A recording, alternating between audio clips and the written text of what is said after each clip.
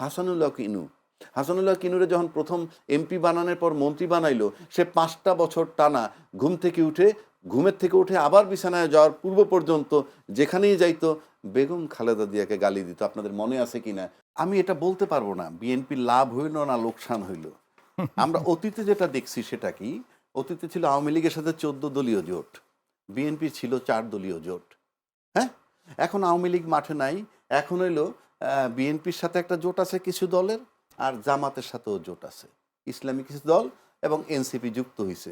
আর ওই যে যে দুইজন লোকের নাম বললো, এরা ইন্ডিভিজুয়াল হয়ে গেছে এখন, যদিও কর্নেল অলি সাহেব, বাট সে হেভি ওয়েট। আমরা যত কথাই বলি বাংলাদেশের রাজনীতিতে সে হেভি ওয়েট। তো সেটা নিঃসন্দেহে তার ব্যক্তির ক্ষতি হইলেও আমার মনে হয় জামাত কিছু গেইন করার চেষ্টা করেছে। এখন যে প্রশ্নটা আপনি করছিলেন আমাকে, কি প্রশ্নটা ভুলে গেলাম। জি, প্রশ্নটা হচ্ছে বিএনপির লাভবান হলো কি?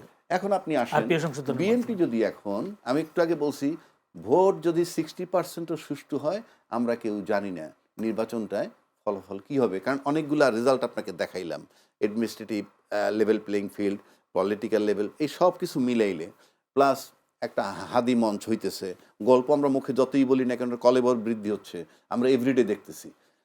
এখন লাভ হইল কিনা মনে করেন, যে লোকটা দলকে বিলুপ্ত করে, জিনিসটা বোঝার চেষ্টা করেন, যে লোকটা দল বিলুপ্ত করে বিএনপিতে এসে ধানের শীষে নমিনেশন নিচ্ছে, এই লোকটার কোনো আইডিওলজি নাই, এই লোকটার কোনো আইডিওলজি নাই, তার মানে সে সবসময় পোল্টি দিতে পারে। মেরিটস হইল কি এইটার, সে এমপি হবে।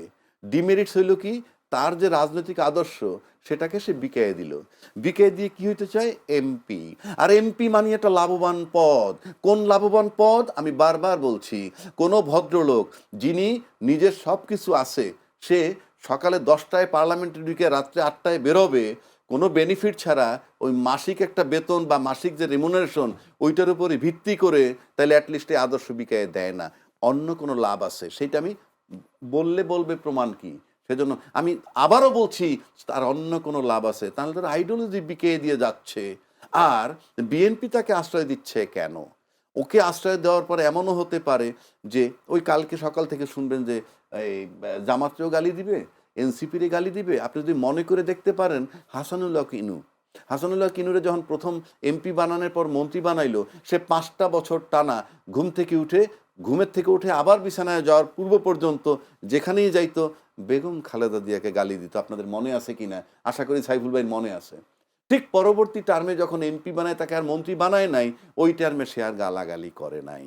তো আশা করি যে সমস্ত লোকগুলাকে ওইভাবে নিছে, তারা এমপি হইতে পারলেই গালাগালি শুরু করবে, যাকে বলবে তাকে। এইবার আসেন, সে পাশ করবে কেন? সে যে বিএনপির মনোনয়ন নিয়ে সেই ধানের শীষ নিলেই পাশ করবে, কেন পাশ করবে?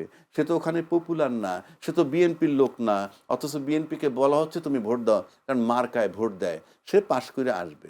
তর্কের খাতিরে বললাম।